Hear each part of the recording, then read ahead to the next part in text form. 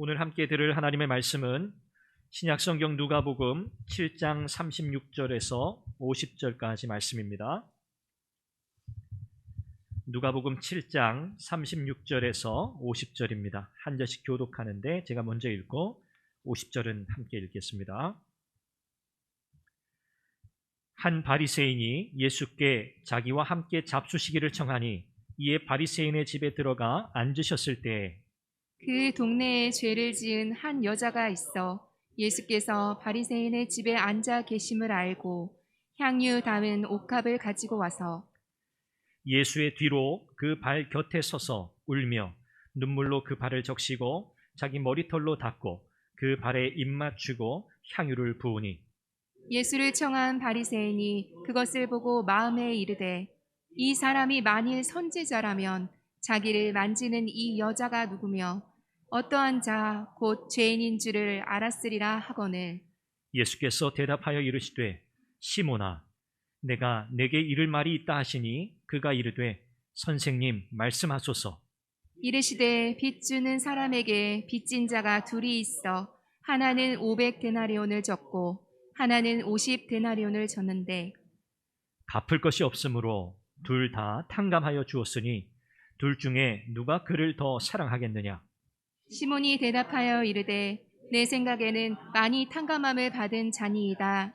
이르시되 내 판단이 옳다 하시고 그 여자를 돌아보시며 시몬에게 이르시되 이 여자를 보느냐.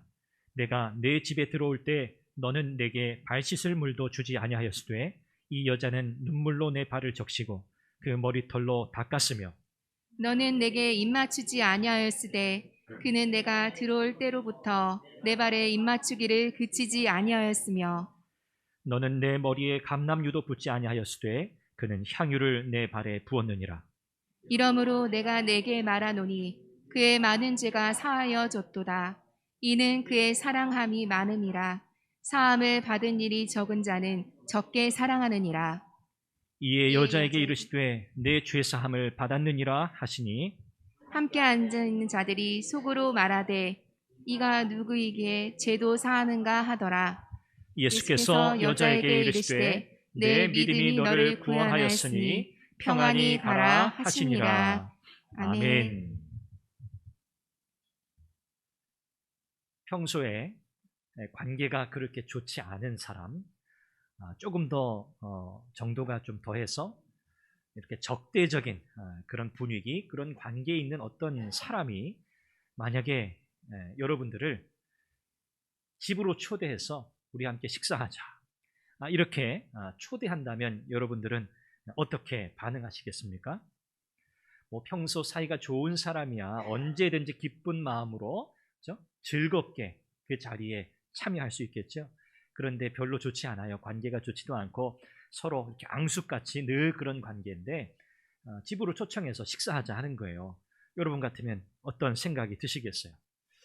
뭐 좀 꿍꿍이 속이 있지 않은가? 왜 도대체 평소에 나한테 그렇게 쌀쌀맞게 대하더니 갑작스럽게 이렇게 집에 초대해서 같이 밥을 먹자고 하지? 뭐죠?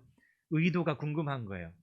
왜 도대체 지금 나에게 이런 초대를 하고 있나? 그런 생각을 하게 될 겁니다. 오늘 본문에 보면 참 이상한 장면이 사실 펼쳐지고 있어요. 예수님에게 늘 적대적이던 사람들이 있었죠. 대표적인 그룹의 사람들이 바리새인이잖아요. 그 바리새인 중에 한 사람이 예수님을 자기 집에 초청합니다. 뭐 하자고요? 함께 식사하자고요. 예수님, 저희 집에 오셔서 함께 식사하시죠? 이렇게 바리새인이 예수님께 초대를 합니다. 이것은 대단히 이례적인 사건이에요. 그렇죠? 일어날 수 있는 그런 일이 아니라는 말이죠. 그런데 이 바리새인 중에 이 한 사람은 이렇게 예수님을 초대했어요. 우리가 그렇게 생각이 되는 거예요. 뭔가 의도가 있겠구나. 아직 뭔지는 잘 모르겠지만 그냥 아무 이유 없이 예수님을 이렇게 집에 초대할 일이 없을 거다. 이제 이런 의심을 하고 오늘 본문을 바라보게 됩니다. 자, 그런데 갑자기 한 여인이 등장해요. 이 여인이 등장하면서 그 바리새인의 집의 분위기가 긴장감이 고조됩니다. 도대체 이 여인은 누군가? 그리고 그냥 이 여인이 그냥 방문만 한 것이 아니라 이 여인이 이 식사 자리에 와서 뭔가 이상하게 보이는 행동을 하게 돼요. 이 행동에 대해서 바리새인은 굉장히 불쾌하게 생각하죠. 그냥 불쾌한 정도가 아닙니다. 정말 있을 수 없는 일이거든요. 도대체 이 여인은 누구고, 도대체 이 여인이 이 식사 자리 바리새인의 집에 와서 했던 그 행동은 무엇인가? 그 내용을 이제 우리가 살펴보려고 해요. 이 여인이 보여주었던 그 행동은 예수님을 초대한 이 바리새인의 의도가 뭔가, 도대체 왜 예수님을 초청했나라고 하는 그 숨겨진 의도를 우리에게 드러내주는 그런 역할을 합니다. 뿐만 아니라 이 여인의 행동을 통해서 우리 주님은 무엇을 가르치시냐면 하나님께 용서받은 자가 어떻게 그 하나님의 은혜에 반응해야 하는가라는 것을 가르치고 계세요.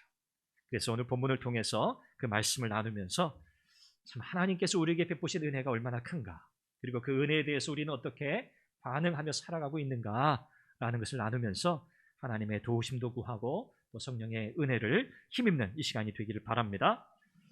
우리가 첫 번째, 이 용서라고 하는 것은 절대적으로 하나님의 은혜로 우리에게 주어진다는 사실을 깨닫게 됩니다. 용서는 하나님의 절대적인 은혜인 거죠. 오늘 본문에 보니까 예수님께 나아온 이 한 여인을 소개해요. 바리새인의 집이잖아요. 바리새인의 집에 예수님이 초청받은 손님이세요. 그 자리에 등장한 이 한 여인을 오늘 성경은 무엇이라고 표현하냐면 죄를 지은 한 여자, 이렇게 표현합니다. 죄를 지은 한 여자. 여기 죄를 지은 한 여자, 그러니까 죄인이죠. 예전 성경에는 죄인인 한 여자 이렇게 표현했는데, 이 죄인이라고 하는 이 단어가 여성에게, 여자에게 사용될 때에는 이 여인이 어떤 죄를 지었는가를 사람들이 다 알 수 있는 그런 죄를 지은 사람이에요.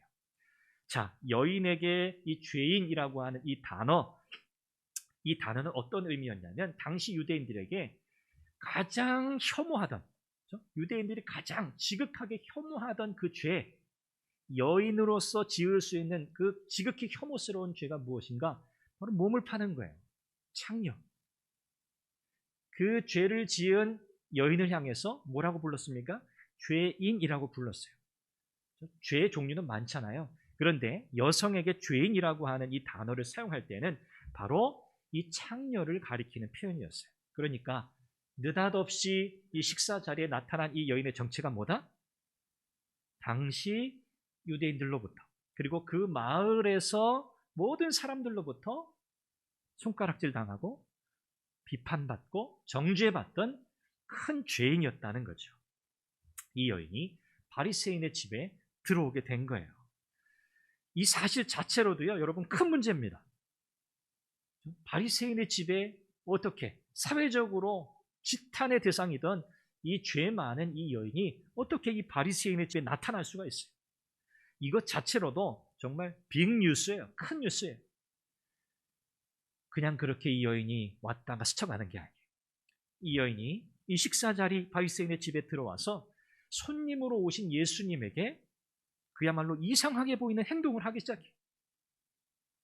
도대체 어떤 행동을 했죠? 이 여인의 손에는 향유 옥합이 들려 있었어요. 그리고 저기에 계신 저 예수님을 바라보면서 다가오는데 예수님을 마주보지도 못해요. 그래서 예수님 뒤편으로 이렇게 돌아갑니다. 그리고 예수님 그 발가에 앉아요. 그리고 눈물을 흘리면서 그 눈물로 예수님의 발을 씻습니다. 그리고 자기의 머리를 풀어서 예수님의 그 발을 닦아요. 그리고 그 발에 입을 맞추고요, 향유를 붓습니다. 여인이 머리를 푼다. 이것도 사회적으로 사실 금기된 사항이에요. 그냥 마음대로 머리를 풀어 헤칠 수가 없어요.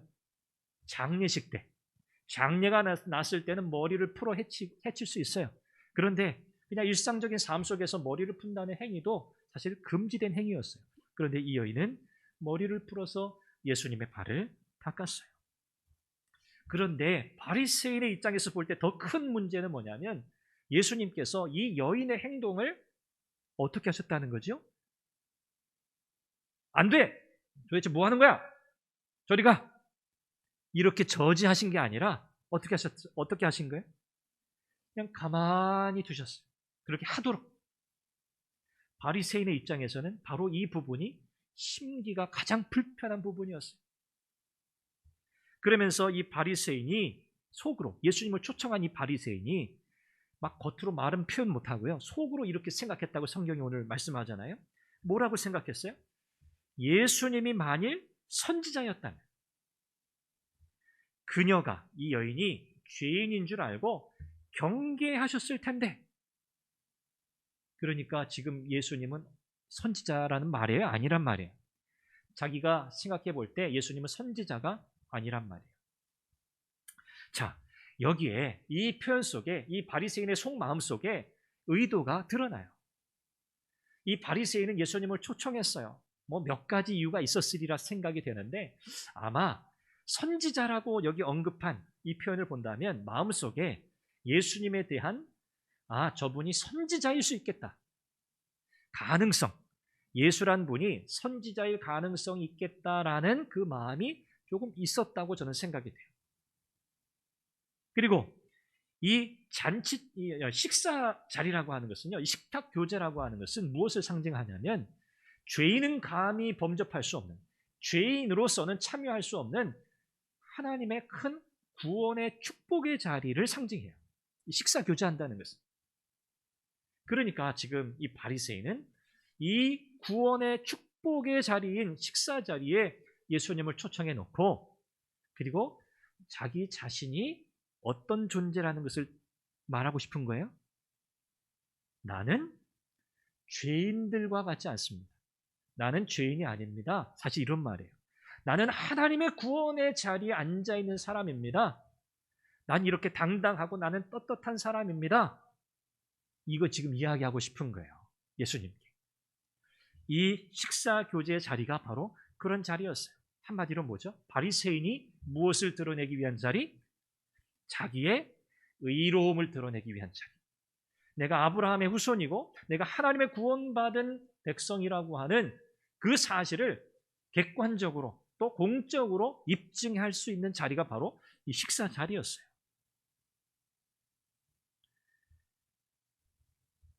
예수님께서 이 모든 상황을 다 묵묵히 지켜보시잖아요. 그리고 바리새인이 속으로 이렇게 생각한 것까지도 아셨다고 성경은 기록해요. 그러면서 이 여인의 행동을 저지하지 않고 그대로 내버려 두신 예수님에 대해서 마음속에 이런 불편한 생각, 불편한 마음을 하고 있는 이 바리새인에게 예수님께서 대답하세요.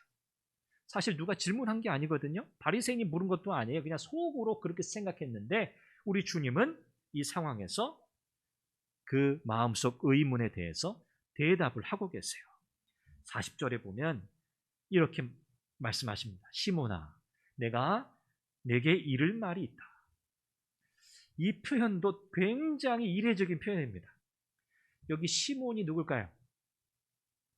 예수님을 초청한 바리새인의 이름이에요.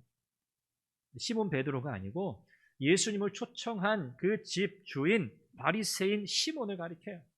그런데 바리새인을 가리켜서 성경의 복음서에 예수님께서 이름을 불러주신 장면이 없어요.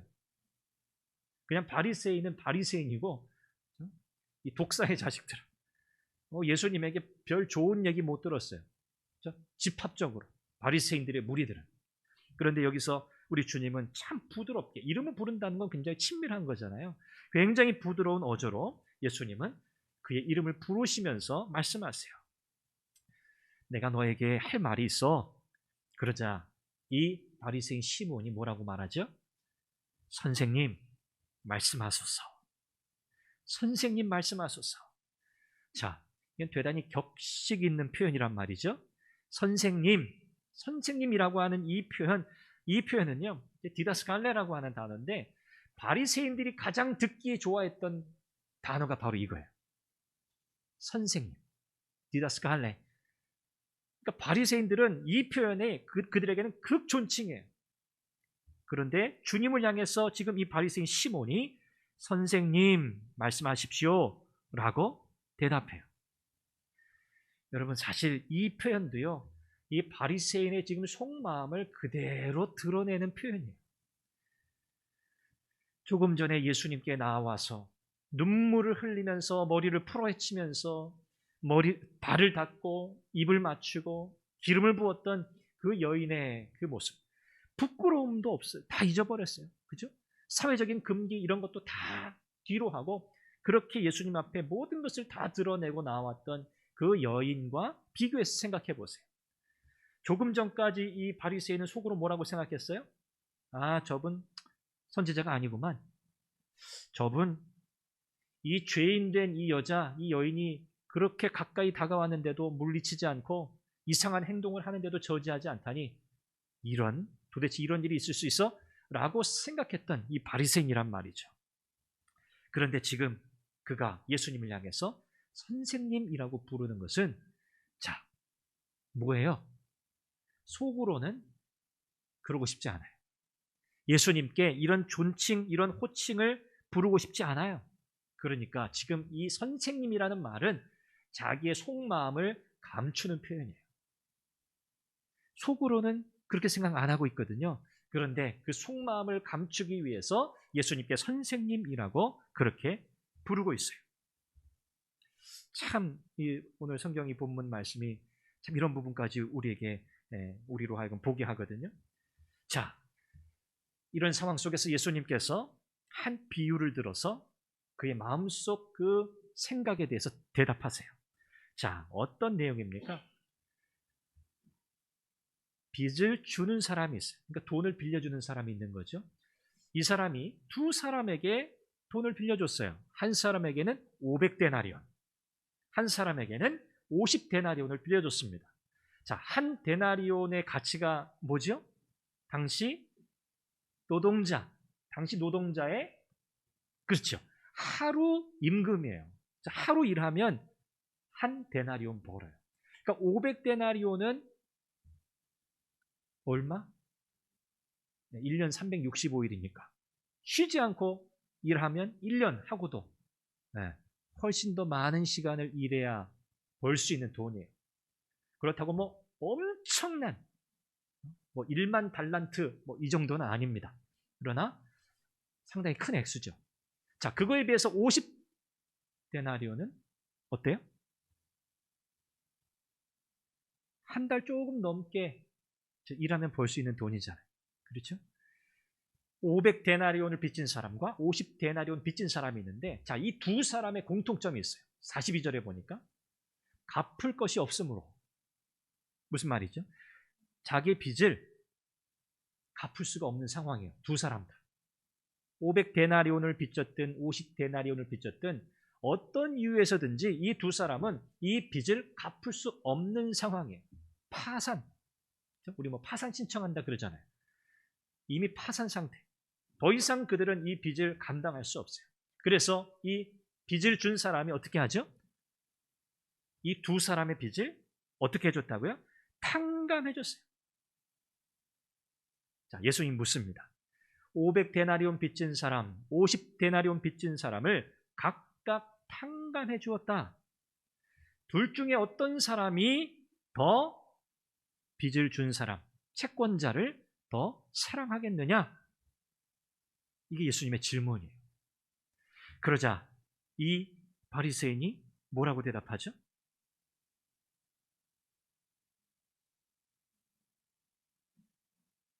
얼마 빚진 사람이 더? 그렇죠. 500데나리온 빚진 사람이 더 사랑할 겁니다. 라고 대답해요. 당연하죠. 왜요? 더 많이 탕감받았으니까. 그렇죠? 더 많이 탕감받았으니까 당연한 대답이에요. 자, 여기 탕감한다라고 하는 이 단어는 하나님의 은혜를 말씀하시기 위해 사용한 그런 단어예요. 하나님의 은혜가 무엇인가를 가르치시기 위해서. 그리고 여기 사랑한다, 사랑하겠느냐라고 여기 사용된 이 단어, 이것이 바로 하나님의 은혜와 하나님의 사랑이 이어지고 있다는 것을 우리에게 보여주는 표현이에요. 이 히브리어 그리고 이제 아람어, 히브리어, 아람어 이제 사촌지간이라고 할 수 있는데, 이 히브리어와 아람어에는 감사하다라는 의미를 전달하는 단어가 없어요. 감사하다. 그래서 이 감사하다는 것을 표현하기 위해서 다른 표현을 사용해요. 그 대표적인 표현이 뭐냐면 사랑한다 표현이에요. 사랑한다. 그리고 뭐 찬양한다, 축복한다 이런 표현들을 대신 사용해서 어떤 의미를 전달해요? 감사의 의미를 전달했어요. 그러니까 지금 여기 많이 탕감받은 이 사람이 그 채권자를 더 사랑한다. 이 말은 어떻게 바꿀 수 있어요? 많이 탕감받은 사람이 채권자에게 더 뭐한다? 감사한다. 감사한다. 좀 말이 이상하잖아요. 채권자를 어떻게 빚 탕감해 주니까 막 사랑한다? 좀 의미가 좀 안 와닿잖아요. 좀 이상하잖아요. 여기서 사랑한다고 하는 이 단어의 의미는 감사한다는 의미로 이해해야 돼요. 감사한다. 더 많이 감사하는 거죠. 당연하죠. 많이 탕감받았으니까 아이고 너무 감사합니다. 너무 감사합니다. 이렇게 얘기하지. 우리 사랑합니다. 사랑합니다. 여러분 그렇게 얘기해요? 우리가 친구한테 빚졌다가 그거 못 갚아가지고 친구가 아야 그래 그냥 갚지 마. 물론 친구 사이에는 그럴 수 있을 것 같아요. 사랑해 친구야. 그런데 일반적으로는 감사하다고 하죠. 자, 더 큰 감사를 표현하는 사람은 누구다? 더 많이 탕감받은 사람이다 라는 거예요. 우리 주님께서 지금 이 하나님의 용서가 무엇인지 가르치고 계세요. 용서는 경제적인 논리로 이해 타산적으로 이루어지는 거래가 아니에요. 그렇죠? 거래가 아니에요. 주고받는 거래가 아니에요. 이 용서라고 하는 것은 하나님께서 거저 주시는 사실 선물이에요. 그래서 우리는 은혜라고 부르잖아요. 예수님에게 죄 용서를 받고 하나님의 자녀가 되었다 인정받는 사람은 어떤 사람인가? 지금 이 식사 자리를 배설하고 예수님을 초청해서 자기의 구원을 확신하고 하나님의 자녀, 하나님의 백성, 아브라함의 후손인 것을 자랑하면서 자기의 의로움을 드러내고 있는 이 바리새인이 아니라는 거예요. 구원의 축복을 상징하는 이 식사 자리에 앉아있는 이 바리새인이 아니라 오히려 자신이 하나님 앞에 큰 죄인이라는 사실을 알고 인정하고 고백하고 그 죄 용서받은 그 은혜, 그 감격 속에서 하나님 앞에 나오는 사람. 오늘 이 여인을 통해서 우리 주님은 바로 그것을 우리에게 보여주시는 거예요. 이 여인이 어떻게 용서받을 수 있었겠어요? 사회적으로 과연 누가 이 여인을 용서했겠어요? 하나님이 아니시고는 이 여인을 사실 용서할 수 있는 존재가 없어요. 우리는 자신이 죄인임을 인정하는 사람이 하나님께로부터 용서의 은혜를 누리게 된다는 사실을 깨닫게 됩니다. 두 번째 부분을 우리가 살펴보면 감사의 크기가 사랑의 크기다라는 것을 우리가 깨닫게 돼요.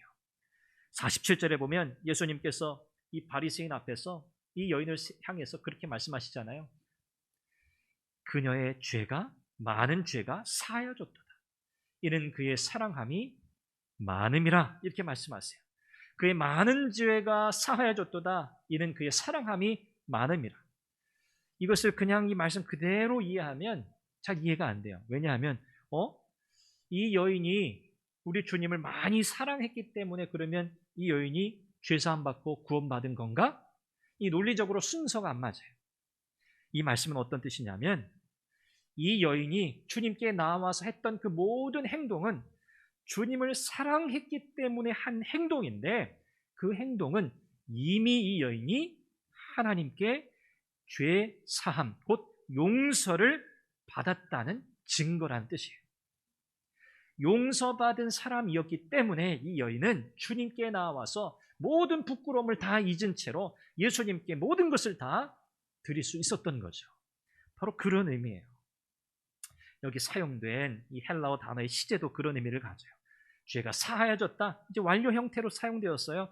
끝났다는 거예요. 이미 용서받았다는 거예요. 그리고 이 여인이 보여주었던 그 모든 일련의 행동들, 그것은 이미 이 여인이 이 자리에 있기 전에, 이 자리에 나오기 전에 이미 우리 주님으로부터 그 죄를 용서함 받았다는 분명한 증거예요.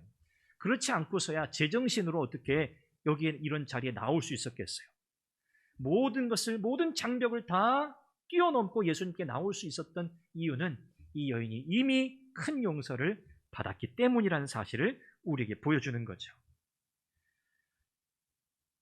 이 말씀을 가만히 듣고 있던 사람들, 오늘 성경에는 사람들이라고 표현되어 있는데 그 식사 자리에 함께 있었던 다른 사람들이죠. 그들도 바리새인들입니다. 그들이 뭐라고 중얼거려요? 이 여인을 향해서 우리 주님이 너의 많은 죄가 사해졌다 하시니까 속으로 뭐라고, 속으로는 아니에요. 서로 보면서 중얼거리는 거죠. 과연 이 사람이 누구이기에 죄까지 용서할 수 있는가? 자기가 뭔데 죄를 용서한대? 이 말이죠. 자기가 뭔데? 저 아주 큰 죄를 지은 저 여인을 저렇게 가까이 두고도 저지하지 않는 저 사람? 저 사람도 죄인이지. 사실 이렇게 생각하고 있는 거거든요. 예수님은 그들의 중얼거리는 이런 소리에 아랑곳하지 않으셨어요. 그리고 50절에 이 여인을 향해서 이렇게 말씀하세요. 내 믿음이 너를 구원하였으니 평안히 가라. 죄사함 받은 자가 누리게 되는 하나님의 평안이, 주님의 약속이, 내 믿음이 너를 구원하였으니 평안히 가라. 이 이후에 아마 이 여인은 주님이 주시는 이 참된 평안을 누리며 살아갔을 것이라고 생각이 돼요. 자, 그러나 이 자리에서 중얼거렸던 이 바리새인들, 이 사람들의 반응은 우리에게 무엇을 보여줘요? 이 사람들의 관심은 한 죄인이 하나님께 용서받고 하나님께로 돌아오는 일에는 관심이 없구나. 관심이 없어. 죄인이 하나님께 돌아오는 이 구원의 은혜, 구원의 역사가 너무너무 귀한 일이잖아요. 그런데 여기 모여있는 이 바리새인들은요, 이 사람들은요, 이 죄인이라고 여겨지던 한 여인이 죄 용서받는 일 아무 관심이 없어요. 그냥 죄인이면 끝까지 죄인인 거예요. 한 번 죄인이면 끝까지 죄인이에요.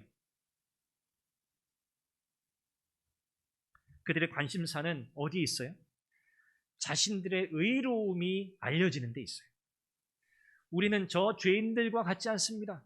바리새인들은 거리에 나가서 손을 들고 하나님 앞에 기도하잖아요. 우리가 저 세리들과 같이 않음을 하나님 감사합니다. 그렇게 기도하는 사람들이에요. 그게 무슨 감사입니까? 우리는 저들과 다른, 우리는 의로운 하나님의 백성입니다 라고 스스로 자기 의의를 드러내는 감사였어요. 진짜 감사가 아니죠.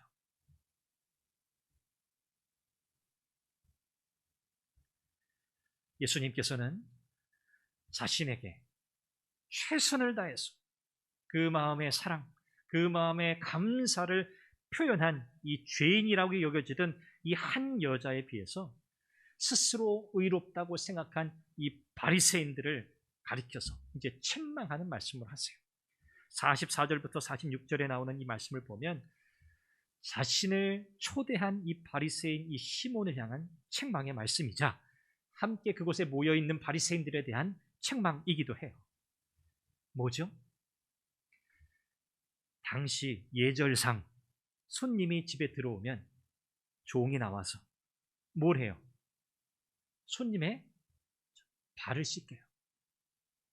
당시 이 먼지가 많은 또 신발 샌들을 신고 다녔고 항상 집에 들어갈 때는, 실내 들어갈 때는 항상 이 먼지를 다 이렇게 털고 들어가야 된단 말이죠. 씻겨내고. 그래서 이게 잔칫집에도 마찬가지고 이렇게 또 식사의 자리에 가도 마찬가지예요. 종이 나와서 좀 물을 떠와서 씻어주는 거예요. 먼지를 깨끗이 제거해줘야 돼요. 그리고 이렇게 불편한 것이 없도록 다 맞이해야 돼요. 자, 그런데 오늘 본문에 보면 이 바리새인이 예수님을 초대해놓고 그렇게 했다는 말이 있어요? 없어요? 없어요. 대신에 사실 그 일을 누가 한 거예요? 이 죄인인, 죄 많은 이 여자가 했어요. 주인이 해야 될 일을 주인은 하지 않았어요. 그러나 이 여인이 그 일을 사실 대신했어요. 이 장면은 무엇을 우리에게 보여줍니까? 구원받았다고 하는 그 확신 속에 구원의 자리에 안주해 있는, 그러나 하나님의 그 베푸신 구원의 은혜에 대해서는 전혀 감사가 없는 그들의 영적인 상태를 우리에게 보여주는 거예요. 하나님께 감사가 없는 사람들이에요. 그런데 지금 이 여인은 어떻게 예수님께 그렇게 할 수 있었다는 겁니까? 자기의 죄 용서받은 그 은혜, 그 감격, 그 감사, 그것 때문에 주님 앞에 나와서 주님 앞에 그렇게 할 수 있었다는 거예요. 주님을 전적으로 사랑했기 때문이죠. 주님의 그 사랑에 대해서 이 여인이 할 수 있는 것은 이 행동이었어요. 이 행동은 무엇을 드러내는 거예요? 죄 사함 받은 그 구원의 은혜에 대한 감사예요. 감사.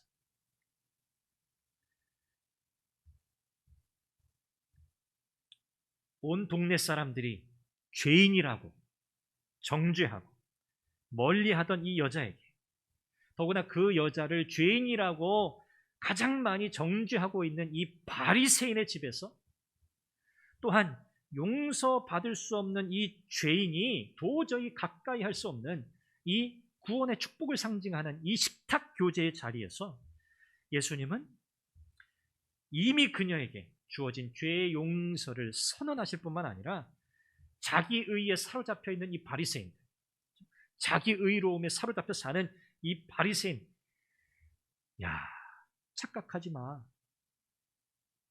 이 여인, 너희들이 죄인이라고 여기는 이 여인과 비교할 때 너희는 한참 모자라. 비교할 수도 없어.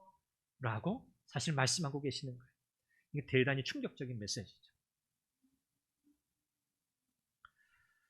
말씀을 맺습니다. 저와 여러분들은 모두 우리 예수님께서 우리의 죄를 용서하셨다는 사실을 잘 알고 있습니다. 그렇죠.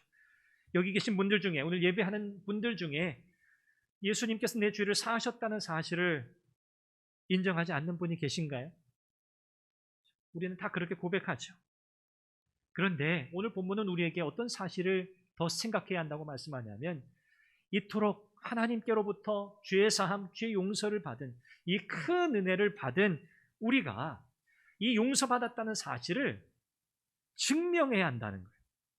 증명해야 한다. 아, 나 용서받았어. 나 이제 천국 가. 나 구원받았어. 이게 끝이 아니라는 거예요. 신앙의 삶이라는 건 그게 끝이 아니에요.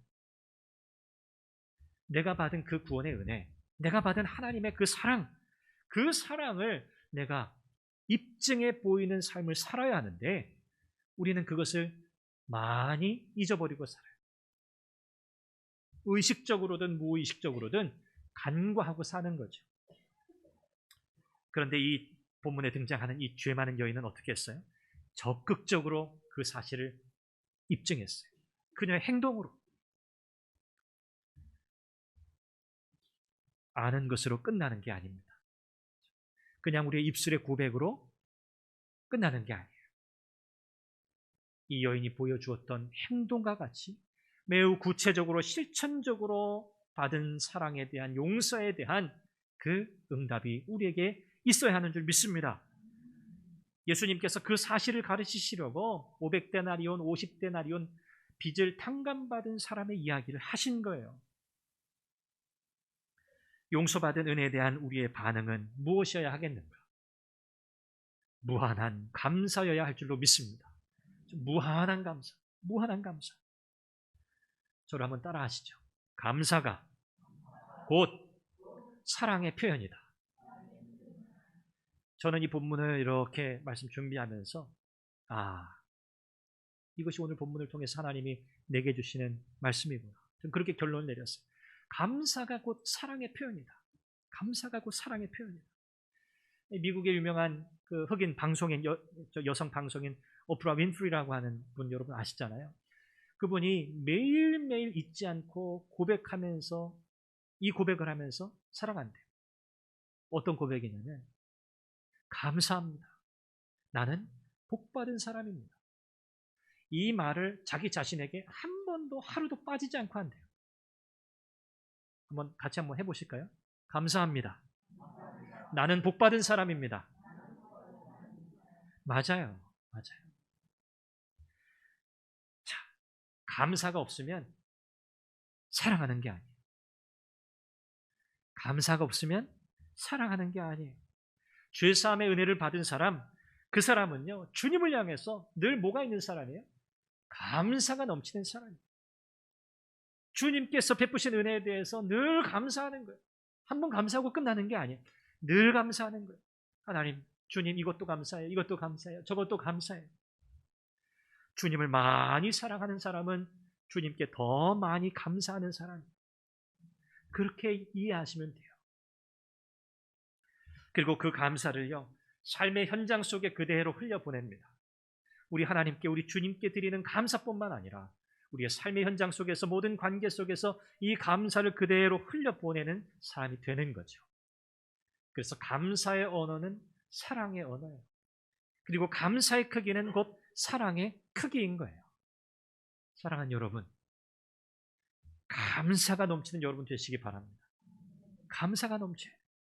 우리 주님 사랑합니다, 사랑합니다 그렇게 하는데, 그렇죠? 주님 사랑합니다, 이 표현을 우리는 그 의미를 주님 감사해요, 주님 이래서 감사해요, 저래서 감사해요, 이것도 감사해요, 저것도 감사해요, 모든 거 다 감사해요, 이렇게 감사의 언어로 바꿉시다. 감사의 언어.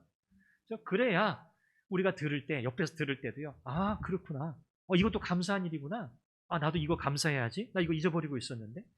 다른 분들의, 옆에 있는 분들의 감사의 고백을 들으면서 아 이것이 우리는 주님을 향한 사랑의 고백이구나 느끼게 되고요, 내가 미처 생각하지 못했던 그 영역 부분에까지 아 이것도 주님께 감사해야 하는구나라는 것을 서로 배우게 되는 거예요. 사랑하는 여러분, 우리 선한교회 성도님들은 입을 열면 뭐가 나와야 돼요? 감사합니다. 감사합니다. 자, 한번 같이 하시죠. 감사합니다. 감사합니다. 감사합니다. 감사합니다. 옆구리 쿡쿡 찔러도 감사합니다. 그렇죠? 아파도 감사합니다. 일이 잘 안 풀려도 감사합니다. 모든 상황 속에 감사할 때 하나님의 그 충만한 은혜가 우리 가운데 더 넘칠 줄로 믿습니다. 여러분, 이제 우리의 신앙의 삶을 살아가는 동안 감사함으로 주님을 향한 우리의 사랑을 증명합시다. 여러분, 주보에 우리 감사 제목 적어요. 여러분들이 헌금하실 때 감사 헌금 내시면서 이렇게 감사 제목 적으시면 여기 주보에 우리가 기록하잖아요. 제가 이거 매주, 사실 뭐 거의 주보 이제 매일 사무실에서 보는데, 이 감사의 제목이 어떤 때는 조금 많았다가 어떤 때는 좀 적어져요. 네. 여러분, 감사 헌금 하시잖아요. 감사 헌금 많이 하시잖아요. 여러분, 헌금하실 때 감사한 것들을 적어보세요. 그 누구 보라고 하는 거 아니에요, 사실은. 감사 제목을 여러분들이 적으시면서 내가 왜 감사한지를 더 깨닫게 돼요. 아, 그렇구나. 그렇구나. 그리고 그 감사의 고백이 우리 모든 공동체 믿음의 지체들에게 나누어질 때는요, 이건 정말 감동으로 다가와요. 감동으로. 아, 그렇구나. 이거 정말 감사한 일이구나. 누군지 모르겠지만 참 이런 감사의 제목이 있었구나. 다음 주 주보에는 아마 감사 제목 넣을 곳이 없어가지고 넘치지 않을까 생각합니다. 별로 그렇게 생각 안 하세요? 우리 감사하는 선한교회, 감사하는 여러분의 하루하루 되시기를 바랍니다. 우리 같이 함께 기도하겠습니다. 하나님께서 우리에게 베푸신 은혜, 이 사랑, 이것은 사실 우리가 머리로는 잘 알아요. 지식적으로도 잘 알아요. 그런데 우리가 그 받은 사랑, 그 기억하면서 내가 어떻게 받은 은혜 주님께 내가 돌려드릴 수 있을까? 사실 우리는 갚을 수는 없습니다. 주님께서 베푸신 사랑에 우리가 할 수 있는 최고의 사랑은 감사하는 겁니다. 하나님, 나의 하루하루 순간순간 감사하며 살게 하옵소서. 감사함으로 주님을 향한 사랑을 입증할 수 있게 하옵소서. 감사가 넘치는 우리의 믿음의 여정 되게 해달라고 우리 간절히 한번 기도하겠습니다. 자비하신 아버지 하나님, 오늘도 주의 말씀을 통해서 우리에게 교훈하시고, 하나님 정말 사회적으로 정말 금기시되고 또 정죄당하고 판단받던 이 죄인, 이 죄 많은 이 한 여인이 주님의 그 용서를 기억하고 나와 그녀가 할 수 있는 최선을 다하여 주님께 그의 사랑을 표현했던 것을 기억합니다. 주님을 향한 사랑의 표현은 주님을 향한 감사의 고백이었습니다. 아버지 하나님, 오늘 우리의 신앙의 여정을 살아가는 동안 하나님, 우리는 모두 감사로 채워지는 삶을 살게 하옵소서. 받은 은혜에 대한, 용서에 대한 주님을 향한 우리의 사랑은 곧 감사의 표현으로 드러나게 주시옵소서. 감사가 날마다 넘치게 없어서 감사할 수 없는 상황과 조건들이 너무나 많지만 그럼에도 불구하고 우리는 감사하게 없어서, 그리고 우리 주님을 향한 이 감사가 우리의 삶의 현장 속에서 모든 관계 속에서 흘러가게 하여 주옵소서. 감사의 언어가 곧 사랑의 언어가 되게 하시고 하나님 감사의 크기가 곧 사랑의 크기임을 깨달아 우리의 감사로 하나님을 향한 사랑을 입증하게 하여 주옵소서. 성령 하나님, 우리 선한교회는 정말 감사가 충만한 교회 되게 하옵소서. 하나님의 크신 은혜와 능력이 우리 가운데 넘치기를 소원합니다. 자비하신 하나님, 감사합니다. 모든 것이 감사합니다. 모든 것이 은혜입니다. 하나님, 우리의 마음속으로만 생각하지 않게 하시고 이 감사를 표현하게 하시고 드러내게 하시고 우리 선한교회 모든 믿음의 공동체 모든 지체들이 주님을 향한, 하나님을 향한 이 사랑의 고백이, 감사의 고백이 되게 하옵소서. 서로를 향한 감사도 넘치게 하옵소서. 서로에 대한 사랑과 섬김의 그 언어도 더 풍성해지게 해 주옵소서. 예수님의 이름으로 기도합니다. 아멘.